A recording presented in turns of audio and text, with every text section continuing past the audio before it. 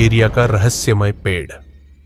FC area में एक पुराना बरगद का पेड़ था जो दशकों से वहीं खड़ा था। लोगों का कहना था कि यह पेड़ मनहूस है। रात के समय इसकी पत्तियों से अजीब सरसराहट सुनाई देती और कभी-कभी किसी के कराहने की आवाजें भी आती थीं। मोहल्ले के बुजुर्गों का कहना था कि जो भी इस पेड़ के पास गया या तो पागल हो गया या फिर कभी लौटा ही नहीं। रात का चैलेंज के आरिफ, नदीम और साजिद 3 अच्छे दोस्त थे। उन्हें इन सब बातों पर यकीन नहीं था। एक रात उन्होंने ठान लिया कि वे इस रहस्य का सच जानकर ही रहेंगे। नदीम के हाथ में एक टॉर्च थी और साजिद मोबाइल से सब रिकॉर्ड कर रहा था। जैसे ही वे पेड़ के पास पहुंचे, हवा में अजीब सी ठंडक थी। पत्तों की सरसराहट बढ़ गई, जैसे कोई कानों में फुसफुसा रहा हो। आरिफ हंसते हुए बोला, यह सब बकवास है, कुछ नहीं होगा।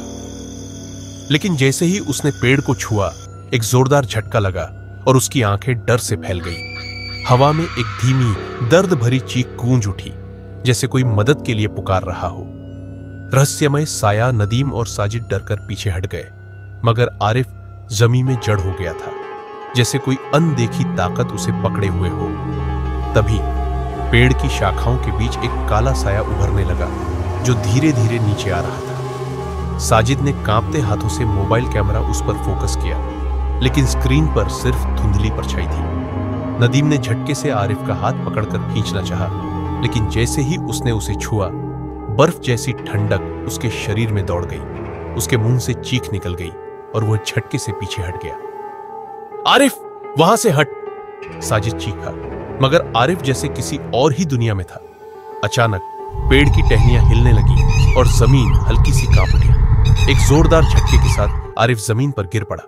उसके मुंह से एक आखिरी चीख निकली और फिर सन्नाटा छा गया। नदीम और साजिद की सांसें जैसे रुक गई।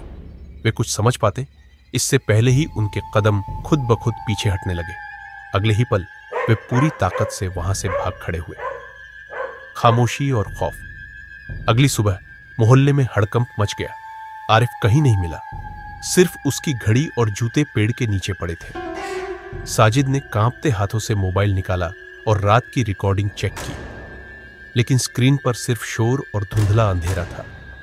आज भी एफसी एरिया के लोग उस पेड़ के पास जाने से डरते हैं। कुछ का मानना है कि आरिफ की आत्मा अभी भी उसी पेड़ में कैद है।